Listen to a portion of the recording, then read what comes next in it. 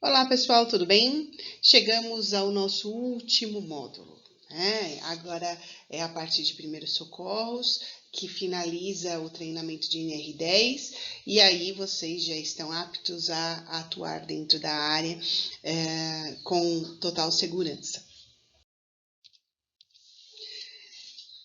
Informação importante. Número da emergência, né? Esse número é o número do SAMU, que é o primeiro socorro que vocês têm aí de atendimento mais rápido, mais fácil, caso não tenha um acesso à equipe de primeiros socorros interna das empresas. Então, esse número é um número de extrema importância para que vocês possam solicitar um socorro se necessário.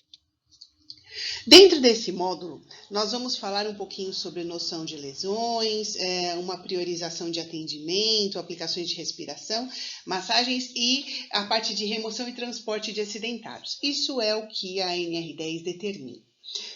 Eu tomo muito cuidado com relação a isso, principalmente com a parte de acesso à vítima, porque eu entendo que nós não somos profissionais da área da saúde e nós não temos a devida competência e nem o número de carga horária de treinamento suficiente para sermos socorristas de ninguém. Então, algumas noções de primeiros socorros de algumas situações faz-se necessário, é prudente, mas em alguns casos 192 SAMU. Né? Não tem muito o que fazer, é isolar a área, é preservar a vítima, não mexer na vítima. Antigamente eu achava absurdo, né? A gente falar assim, poxa, você faz um treinamento de primeiros socorros e fala para não mexer na vítima, mas é isso mesmo. Nós não somos profissionais da área da saúde. Nós temos que entender isso. Ah, é meu amigo. É seu amigo, mas você pode prejudicar a situação dele. Então, a melhor coisa a se fazer é preservar ali a vítima, não mexer, isolar a área, não deixar que ninguém mexa na vítima. E em algumas situações, tem alguns socorros que nós temos capacidade de fazer, de conduzir a vítima a um estabelecimento de saúde, mas tem algumas situações muito específicas e a situação de queda e choque elétrico, que são os maiores acidentes, o maior índice de acidentes que acontece no país envolve eletricidade e queda. Esses dois a gente precisa de um cuidado muito, muito especial e não é o tipo de acesso que qualquer pessoa pode ter, tá? Então vamos lá. Parada cardiorrespiratória. Né? Parada cardiorrespiratória, quais são os procedimentos? Né? Verifique se a vítima responde. Né? Se a pessoa teve uma parada onde o coração parou, nós temos a condição de que você para coração e pulmão. Ela parou de circular sangue e também parou de movimentar o pulmão, então não tem oxigenação também. Então são duas paradas ao mesmo tempo, né? Cardiorrespiratória. Existem algumas situações onde você tem apenas parada respiratória, ou então essa completa, que é parada cardiorrespiratória para coração e pulmão. Se a vítima responde, ela não teve parada cardiorrespiratória. Né? Então, primeira coisa, a vítima não responde, pede para alguém, né, ligar, né, para o atendimento de resgate do local, a equipe de primeiros socorros da empresa, ou né, o número de emergência, ou o SAMU número 192. Isole a área e não mexa na vítima. Uma ação indevida pode piorar o quadro do acidentado. Então, se você não é uma pessoa que fez um curso específico da área da saúde para socorrer alguém, a melhor situação é essa. Chama o socorro, isola a área e espera o socorro chegar. Ferimentos de pele. Havendo sangramento intenso, faça uma compressão, né, no local afetado com uma gaze, né, um tecido limpo ali, até que esse sangue pare pare de sangrar, né? Quando o objeto que causou o acidente estiver sujo, enferrujado, caso não tenha aí uma carteira de vacinação, né? Se tiver, você já encaminha a vítima direto para o hospital com a carteirinha de vacinação, por conta da condição da vacina antitetânica, né? Metais geralmente têm aí esse elemento, né? Que causa o tétano, né? E então é importante que a carteira de vacinação esteja atualizada. Pessoas que trabalham em áreas de produção, que podem ter contato com, através de ferimentos, com material sujo e enferrujado, precisam obrigatoriamente ter a carteirinha de vacinação e a vacina de tétano atualizada.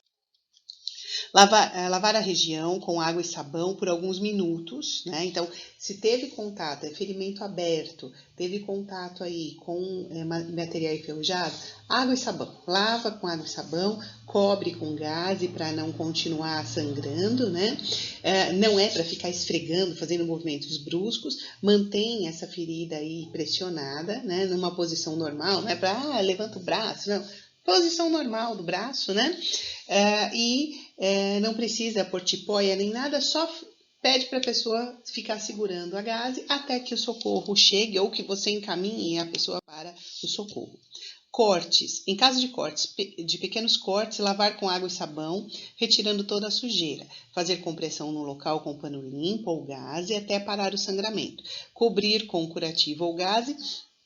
Em caso de ferimentos maiores, lavar com água e sabão, comprimir com pano limpo e encaminhar para o pronto-socorro, junto com a carteirinha de vacinação.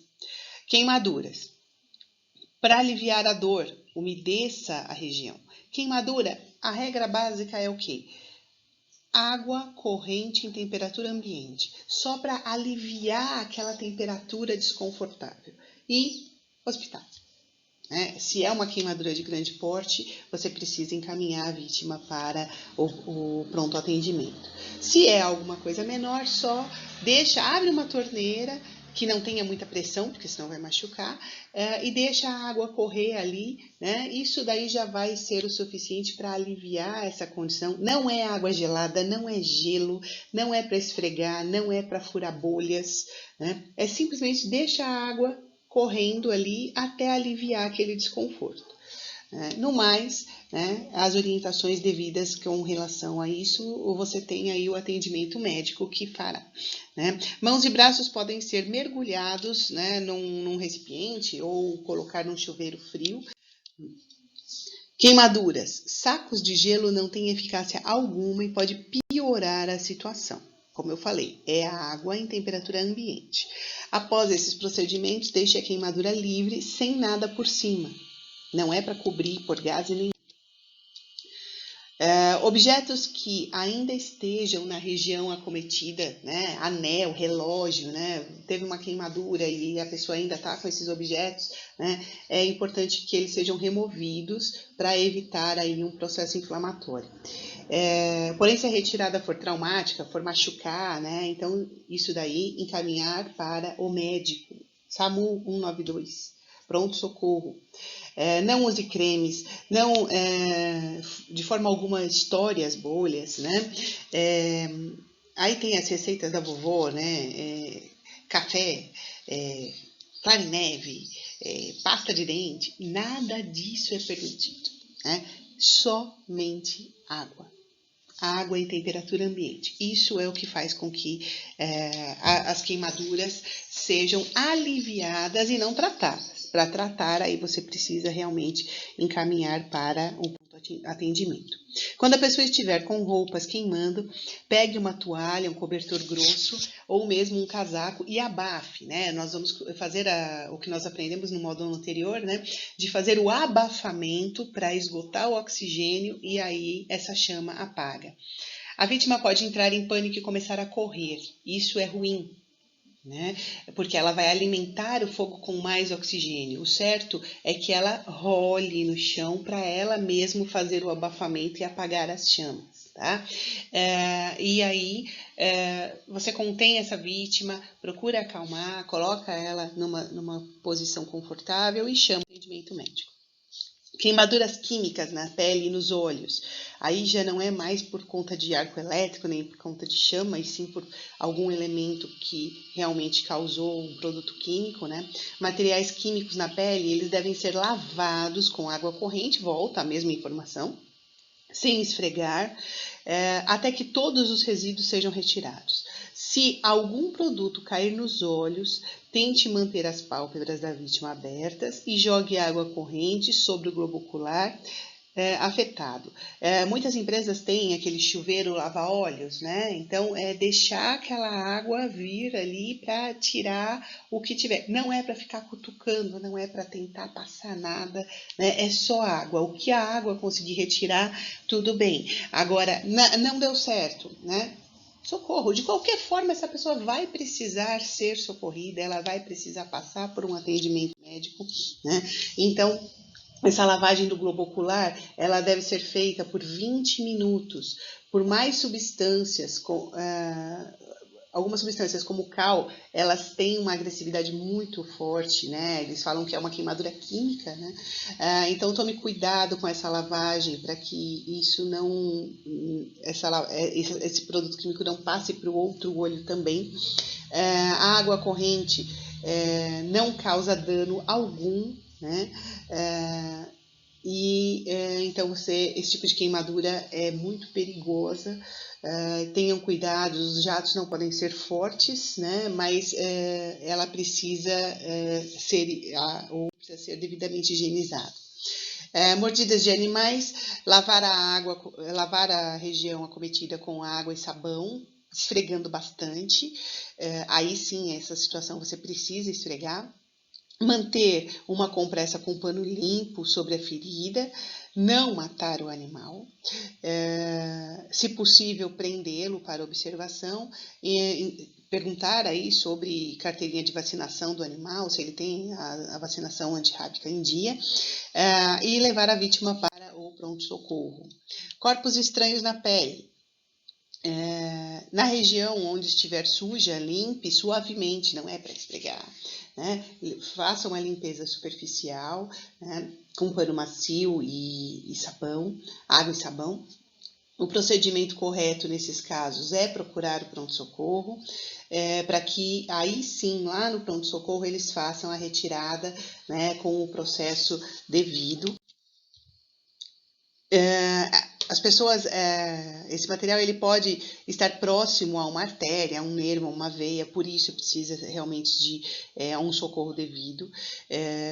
O médico é capaz de avaliar. Esse tipo de ferimento ele precisa ser bem tratado para evitar problemas, infecções. Não tendo sido vacinado contra tétano, a pessoa vai correr o risco de ter essa doença, né? Então, de novo a informação, manter a carteira de vacinação em dia. A única situação em que nós devemos retirar os objetos é quando o mesmo perfurou a bochecha, pois ele corre o risco de deslocar e obstruir as vias respiratórias. Então, aí sim, perfuração aqui nessa região da bochecha, né, é possível retirar. Corpos estranhos nos olhos, nós já falamos, né, sobre as queimaduras químicas, mas você pode ter algum objeto que não seja algum produto químico, né? Não permitir que a vítima mexa nos olhos, colocar a vítima sentada numa cadeira com uma boa iluminação, inclinar a cabeça para trás e ver, né, tentar observar aí o que acontece, onde está esse objeto, com uma haste flexível, né, o famoso cotonete, né, você pode umedecê-lo aí e fazer um processo, mas da mesma forma, né, primeira tentativa não deu certo, hospital, né, não é o tipo de ação, de atuação que seja muito recomendada que se faça, né, então, lavou, não deu certo, não saiu, encaminha para o pronto-socorro, lá eles têm capacidade, equipamento esterilizado, material necessário para fazer a remoção de forma correta. O objeto ele pode estar encravado nos olhos, então isso não é nada confortável de se fazer. Não faça nada se ele estiver na parte colorida dos olhos ou na parte superior da pálpebra. Essa região, elas são regiões muito sensíveis. Uma pessoa inexperiente pode causar um dano pior, tá? Então, encaminhar para o oftalmologista. Corpos estranhos no ouvido. Também é uma região muito delicada. O mexer indevidamente, você pode causar um rompimento nas membranas do tímpano.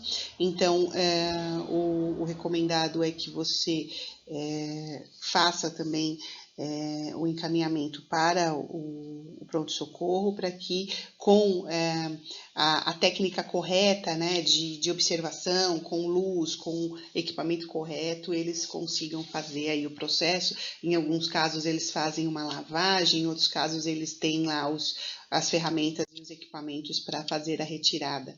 Então, não é para ficar tentando retirar, cutucando, que isso vocês pode piorar a situação, pode levar o objeto mais para dentro ainda. Quando você tem corpos estranhos no nariz, o nariz ele é conectado às vias respiratórias e às digestivas. Então, você tentar remover algum objeto dessa forma, você também tem, né, a chance de acabar obstruindo indevidamente o canal respiratório. Então, recomendação: leve a vítima para o médico. Traumatismo por queda, aí vem, né, o que eu acabei de falar para vocês no início, né? As pessoas, o maior índice de acidentes do país, os dois maiores, queda e choque elétrico, né? Então, traumatismos por queda é muito, muito perigoso. A recomendação é que não mexa na vítima. Se a pessoa caiu e ela mesma se levantou, ela conseguiu se restabelecer, ela precisa ficar em observação por 24 horas, porque no período de 24 horas ainda pode ocorrer alguma sequela e alguma consequência de uma batida de cabeça ou de alguma fratura que aconteceu e a pessoa não percebeu no momento. Se a pessoa está inconsciente, procure o médico imediatamente, né? Aí primeiro socorro, SAMU, né? Em caso de fraturas, a mesma coisa. Quando você tem uma condição de queda, você tem um risco muito grande de lesões na coluna. Então, a recomendação sempre é que não mexa na vítima, porque se você mexer indevidamente numa vítima que caiu e ela estiver com lesão na coluna, você pode deixar essa pessoa paralítica para o resto da vida. Tá? Então, a recomendação em caso de fraturas é que não fique movimentando, vamos tentar colocar no lugar. Não, você não tem competência técnica para isso. Tá? Então, recomendação 192 SAMU. Então, o auxílio médico sempre vai ser indispensável nesses casos. Não é para ficar fazendo compressa, ficar fazendo tala nem nada. Isola a área, chama o SAMU sabe o que fazer e como fazer. Fratura exposta, a mesma recomendação, né? Não tente ficar imobilizando a vítima, porque às vezes uma imobilização errada que você faz, você piora a situação. Hemorragia, a vítima precisa também ser encaminhada para o pronto-socorro, porque ela pode ser uma hemorragia interna ou externa, tá? E isso somente o médico vai saber observar, né, essa hemorragia interna e o que fazer com ela. Uma hemorragia externa volta àquela, quando nós falamos dos cortes, né? Água, pano limpo e hospital, tá? Então, levar imediatamente para o pronto-socorro é a recomendação. Acidente de trânsito, SAMU, Corpo de Bombeiros. Você não tem que fazer nada, tá?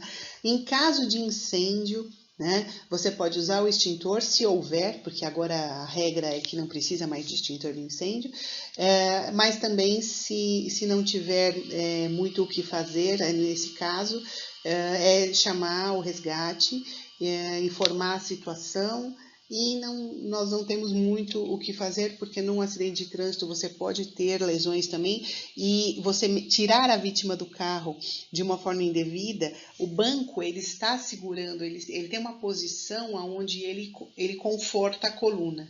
Se essa pessoa teve um abalo na coluna e você tenta retirá-la, só o movimento de torção do corpo, né, nessa situação já pode agravar a situação. Vítimas de choque elétrico, né? Nosso assunto principal aí. Desligar a chave geral, não tocar na vítima, procurar a urgência ou os primeiros socorros internos ou o SAMU. O primeiro impulso sempre né, você querer mexer, né?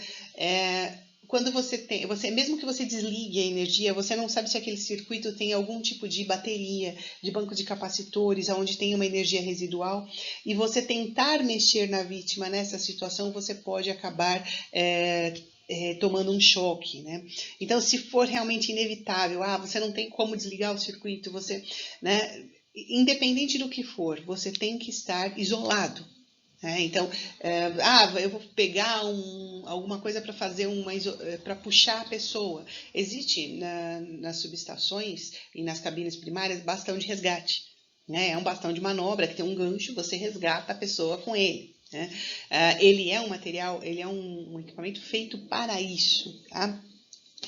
Então, muito cuidado nesse tipo de socorro. Eu vou deixar um filme aqui para vocês, falando um pouquinho sobre o que acontece no corpo humano quando as pessoas são vítimas de choque elétrico, e eu volto na sequência. Choque elétrico. Um dos mais graves e, infelizmente, também um dos mais comuns riscos em eletricidade é o choque elétrico, que nada mais é do que o conjunto de efeitos gerados no corpo humano pela circulação de corrente elétrica. Em termos de riscos fatais, o choque elétrico pode ser analisado sob dois aspectos. Corrente elétrica de baixa intensidade. A corrente elétrica depende da tensão e da resistência, como vimos anteriormente. Sendo assim, se temos tensão baixa e resistência alta, temos baixa corrente. No caso de choques por correntes baixas, os efeitos mais graves a considerar são as paradas cardíacas e respiratórias. Corrente elétrica de alta intensidade. Neste caso, temos tensão alta e resistência baixa. Nos choques por correntes altas, o efeito térmico é o mais grave, ou seja, teremos como efeito queimaduras externas e internas. Podemos dizer, então, que em trabalhos onde não é possível a desenergização do circuito, para evitar os choques elétricos ou minimizar seus efeitos, deve-se, entre outras medidas de controle, aumentar a resistência. Por isso, o uso de botas e luvas adequadas. Visto isso, não podemos afirmar que tensões altas sempre são responsáveis por choques com correntes elevadas, ou que tensões baixas resultam em choques de baixa intensidade, pois a corrente elétrica depende também da resistência. Os efeitos do choque elétrico dependem de vários fatores. Podemos citar principalmente percurso da corrente elétrica pelo corpo humano, intensidade da corrente elétrica, tempo de duração, área de contato, frequência da corrente elétrica, condições da pele do indivíduo, constituição física do indivíduo e estado de saúde do indivíduo. Entre os efeitos produzidos no corpo humano pelo choque elétrico, podemos evidenciar elevação da temperatura dos órgãos devido ao aquecimento produzido pela corrente do choque, queimaduras de primeiro, segundo e terceiro grau, rigidez dos músculos, comprometimento do coração quanto ao ritmo e batimento cardíaco, comprometimento da respiração e deslocamento de músculos e órgãos internos. Devemos atentar ao fato de que muitos órgãos aparentemente sadios, depois do choque, podem demorar dias ou até meses para apresentar sintomas, que muitas vezes não serão relacionados ao choque, em função do tempo transcorrido entre o acidente e o aparecimento dos sintomas. Proteção contra choques elétricos. De acordo com a NBR 5410/2004, para proteção contra choques elétricos devem-se tomar os seguintes cuidados. Primeiro, partes vivas de instalações elétricas não devem ser acessíveis. Segundo, massas ou partes condutivas acessíveis não devem oferecer perigo, seja em condições normais, seja, em particular, em caso de alguma falha que as torne acidentalmente vivas. Mesmo seguindo estas orientações, ainda assim, choques podem ocorrer. No primeiro caso, o choque pode acontecer quando algum indivíduo desavisado toca a parte viva do circuito elétrico. Neste caso, a corrente elétrica do choque é reduzida pela resistência elétrica do corpo humano, resistência do calçado, resistência de contato do calçado com o solo, resistência da terra no local dos pés, no solo. Podemos imaginar vários exemplos de acidentes para ilustrar o primeiro caso, como uma criança que coloca um prego na tomada ou um operário que toca acidentalmente a rede elétrica com um vergalhão. As medidas de proteção básicas que devem ser previstas para evitar choques, neste caso, são: isolação ou separação das partes vivas, uso de barreira ou invólucro, limitação de tensão, uso da tensão de segurança, seccionamento automático, utilização de DDR, dispositivo diferencial residual, por exemplo. No segundo caso, o choque elétrico acontece quando regiões neutras tornam-se vivas, através de uma fuga de corrente elétrica na instalação ou nos equipamentos. Um exemplo de choque neste caso pode ocorrer quando encostamos em uma máquina de lavar ou no registro de um chuveiro. Normalmente, estas partes não deveriam apresentar risco de choque elétrico. Entretanto, pode acontecer uma fuga de corrente elétrica, ou seja, pode haver corrente elétrica circulando em tais partes, e quando o indivíduo entra em contato, a corrente elétrica passa pelo seu corpo em direção ao menor potencial, que é geralmente a terra. Para evitar choques desse tipo, devemos utilizar dispositivos de seccionamento automático, aterrar adequadamente as máquinas e equipamentos elétricos, isolar estas partes com material não condutor, borracha, por exemplo. Isolação suplementar.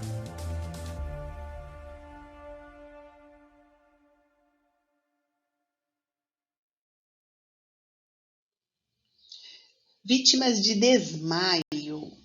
A primeira providência é garantir, né, se a vítima está respirando ou não. Então, verificar, né, as condições respiratórias dessa vítima para saber se ela teve uma parada cardiorrespiratória ou só uma parada respiratória ou simplesmente foi um mal-estar por outro motivo. Tá? Se ela perder a consciência, as vias respiratórias podem estar obstruídas por saliva, por vômito ou por sangue, né? Ou por uma dentadura, um aparelho ortodôntico que esteja obstruindo isso, né? Então, primeiro você precisa entender por que foi que ela desmaiou, para depois saber como socorrer e por que socorrer, né? Então, você precisa investigar, né, essa condição das vias respiratórias.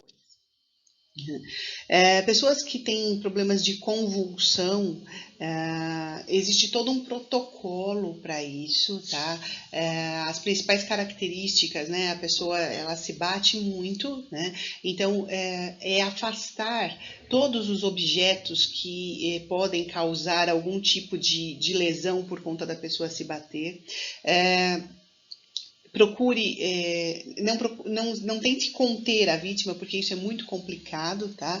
Observe, então, a condição da respiração. Quando a pessoa se acalma, faça, né, a lateralização dela. e retire rapidamente aí algum tipo de aparelho de dentadura que possa existir e procure a urgência médica imediatamente, tá? Então, não tem muita coisa o que fazer, processos de convulsão não costumam ser demorados, mas o que tem que fazer é evitar que a pessoa se bata e se machuque em objetos próximos. Então, o que você tem que fazer é retirar os objetos e não tentar conter a pessoa. Tá? E depois que terminou, só lateraliza a pessoa para ela não engasgar com a própria saliva. Durante o processo é preciso então ficar atento, né? Porque a pessoa pode se machucar por conta de bater a cabeça, proteger só a região da cabeça com algo confortável, uma almofada, uma blusa, alguma coisa. Não tente puxar a língua, né? As pessoas falam, vai enrolar a língua. Não, esquece, não tem que pôr a mão, a pessoa perde completamente a noção da força e pode acabar machucando o socorrista, né? E a recomendação sempre é uma visita médica posterior. Nunca use borra de café, sal, açúcar, qualquer outro produto para estancar hemorragias. Isso não existe, tá? É água, pano limpo e hospital. Se houver algum tipo de pancada, nunca colocar água quente vai piorar a situação, né? Preferencialmente em caso de batidas, um gelo. Clara de ovo, pasta de dente, pasta d'água, manteiga, vinagre, nada disso serve para queimaduras. A tendência é só agravar a situação. Nunca provocar vômito ou tomar leite em caso de ingestão de algum tipo de substâncias. Nunca insistir em remover objetos de ouvidos e nariz, direto para o pronto-socorro. Em caso de perfuração por faca em abdômen, tórax, cabeça, não tentar retirar, leva a vítima para o pronto-socorro direto. De preferência, chame o resgate. Né? Se não é possível chamar o resgate, aí sim você conduz a vítima.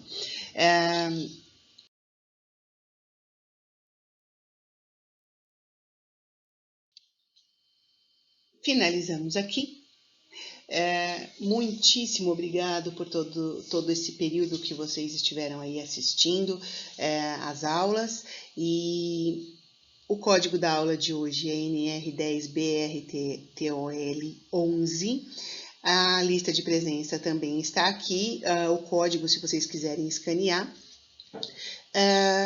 Lembrem que vocês têm que assinar lista de presença para todos os módulos e uma avaliação no final de cada módulo, tá?